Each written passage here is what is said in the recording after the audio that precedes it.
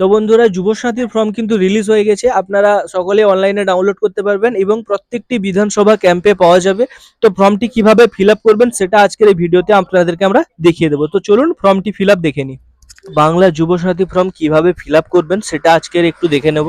দেখুন, সবার প্রথমে এখানটা এই ফর্মটা কিন্তু আপনারা পেয়ে যাবেন আপনাদের নিয়ারেস্ট যে ক্যাম্প হবে বিধানসভা কেন্দ্রে, ওখানটায় পেয়ে যাবেন, অথবা আপনারা অনলাইন থেকেও ডাউনলোড করতে পারবেন। কিভাবে করবেন সেটা ভিডিওর শেষে দেখিয়ে দেবো।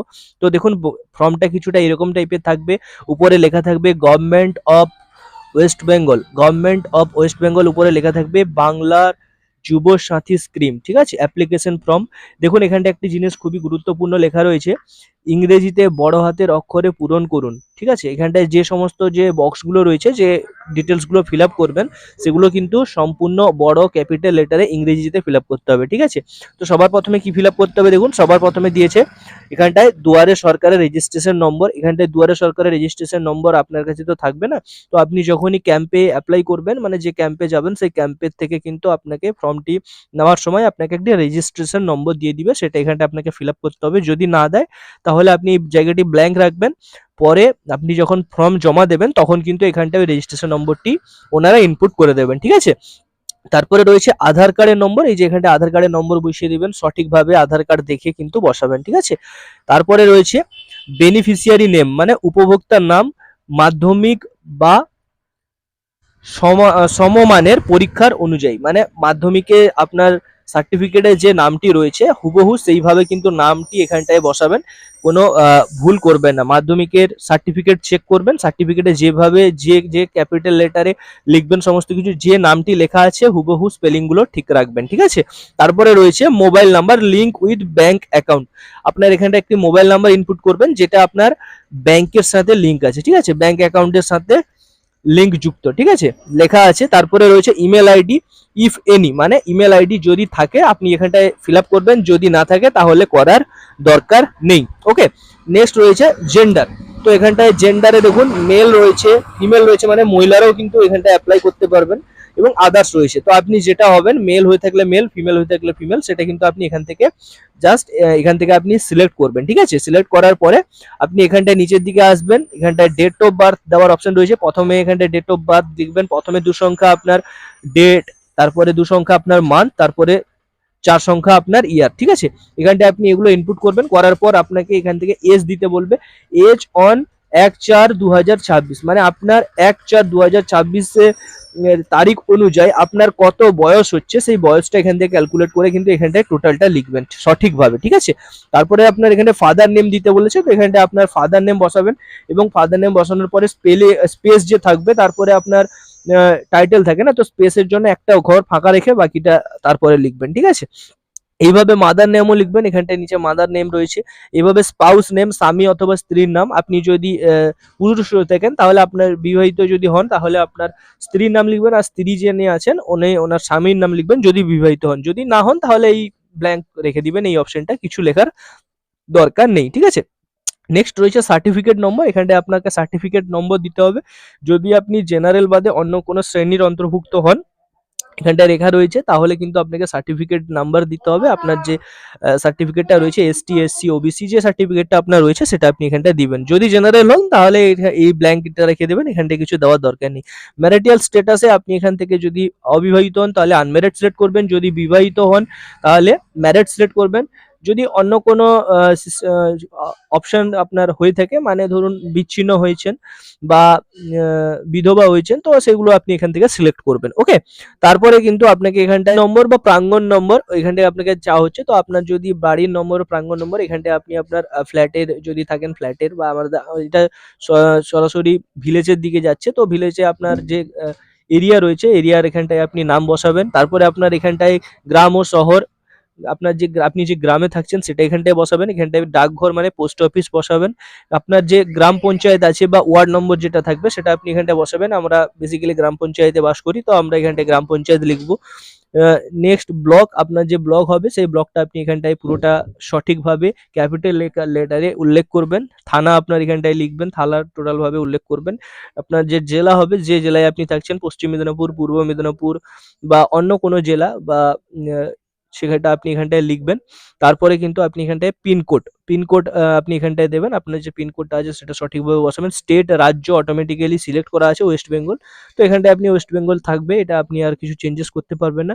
এবং নেক্সট পেজে চলে আসবেন। নেক্সট পেজে কম যে পরীক্ষা আপনি মানে সব থেকে প্রথমে যে পরীক্ষা আপনি পাস আউট করেছিলেন যে বোর্ডে, সেটার এখানটায় ডিটেলস আপনাকে এখানটায় ফিল আপ করতে হবে, সেটা দিবেন। এবং এডুকেশন কোয়ালিফিকেশন হাইয়েস্ট, মানে আপনি সর্বোচ্চ কত দূর পর্যন্ত পড়াশোনা করেছেন সেটা কিন্তু এখানটায় লিখবেন, ঠিক আছে। বর্তমান পেশা, বর্তমান অকুপেশন মানে বর্তমান পেশা, ঠিক আছে। বর্তমান পেশা আপনার কি আছে, মানে আপনি বর্তমান কি কাজ করেন, তো সেটা এখানটায় উল্লেখ করবেন। এই যে এখানটায় রয়েছে বর্তমান পেশা, এটা এখানটায় উল্লেখ করবেন। ওকে, এখানটায় উল্লেখ করার পর আপনাকে এখানটায় ব্যাংক ডিটেলস চাওয়া হবে। ব্যাংকের অ্যাকাউন্ট, আধার কার্ডের সাথে সংযুক্ত যে ব্যাংকগুলো রয়েছে, মানে যে কর্পোরেট ব্যাংক হয়ে থাকে বা আপনার যে ব্যাংক অ্যাকাউন্টে সেভিংস অ্যাকাউন্ট রয়েছে, সেটা এখানটায় লিখবেন। প্রথমে ব্যাংকের নাম লিখে দিবেন, তারপরে এখানটায় আপনার ব্যাংকের ব্রাঞ্চ নেম এখানটায় লিখতে বলবে, তো এখানটায় ব্যাংকের ব্রাঞ্চ নেম লিখবেন।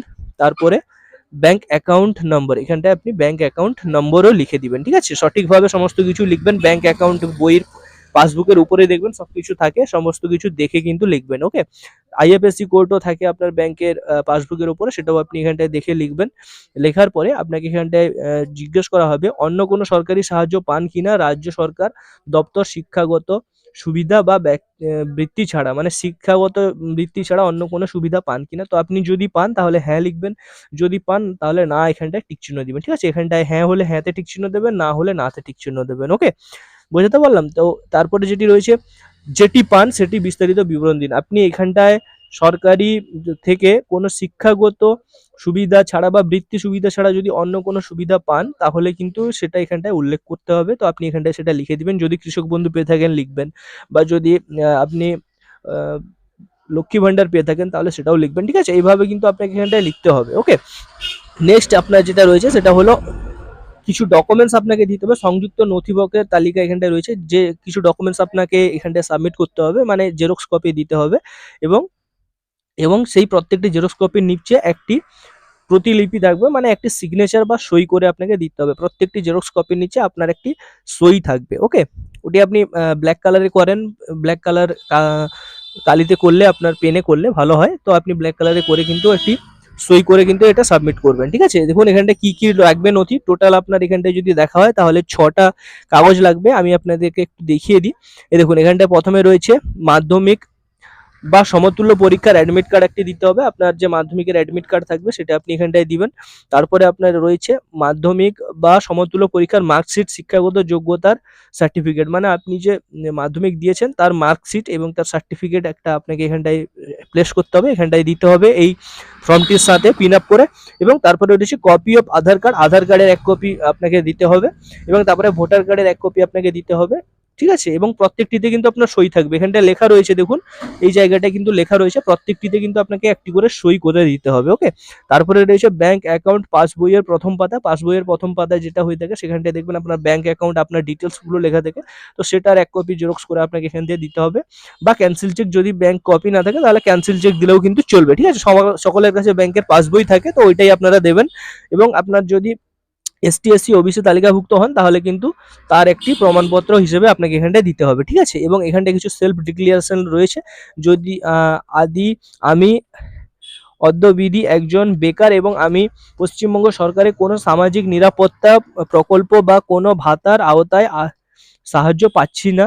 রাজ্য সরকার প্রদত্ত শিক্ষাগত সুবিধা ও বৃত্তি ছাড়া যদি এই সময় মধ্যে আমি কোনো কর্মসংস্থান পাই তবে আমি অবিলম্বে কর্তৃপক্ষকে জানাবো। এখানটায় আপনাকে একটা সেলফ ডিক্লারেশন রয়েছে, স্বঘোষণা, তো সেটা আপনি এখানে পড়ে নেবেন। এবং এখানটা সমস্তটাই লেখা রয়েছে, প্রায় 3-4টে মতো এখানটায় লেখা রয়েছে। এগুলো কিন্তু আপনি একটু ভাইটাল রয়েছে, প্লিজ একটু এগুলো ভালোভাবে পড়ে নেবেন। পড়ে নেওয়ার পরে কিন্তু আপনাকে এখানটায় ডেট লিখতে হবে, এখানটায় আপনাকে একটা সই করতে হবে, অ্যাপ্লিকেন্ট যিনি রয়েছেন উনি সই করবেন। এবং সই করার পর কিন্তু ওনার কাজ কমপ্লিট। এবার এই যে নিচে যে অপশন রয়েছে অ্যাকনোলেজমেন্ট, এটা কিন্তু টোটালটাই অফিসার বা যে ক্যাম্প হবে ক্যাম্পের অফিসার ফিল আপ করবেন বা ক্যাম্পের আধিকারিকরা ফিল আপ করবেন। তো অনেক সময় হয়তো আপনাকেও করতে হতে পারে, তো আপনি এখানটায় সিম্পলি যেভাবে আপনার এখানটায় নাম রয়েছে নাম লিখবেন, এখানটায় আপনার হাজব্যান্ড বা ওয়াইফ বা যেটা রয়েছে আপনি সেটা লিখবেন, ঠিক আছে? এবং এখানটায় আপনি মোবাইল নাম্বার, আধার কার্ড এগুলো সব লিখে, ডেট অফ বার্থ এগুলো সব লিখে আপনি রেখে দেবেন। এখানটায় যে আধিকারিক রয়েছে উনি সই করে সিগনেচার করে এখানটায় সমস্ত কিছু ফিল আপ করে দেবেন, ঠিক আছে? তো এটাই ছিল ফর্ম। আশা করি ফর্মটি আপনারা ফিল আপ করতে পারবেন। যদি কোনো জিনিস বুঝতে অসুবিধা হয় তাহলে অবশ্যই একটু আমাদের এই ভিডিওর নিচে মেসেজ করে মানে কমেন্ট করে জানাবেন, ঠিক আছে? ধন্যবাদ, ভালো থাকবেন, সুস্থ থাকবেন।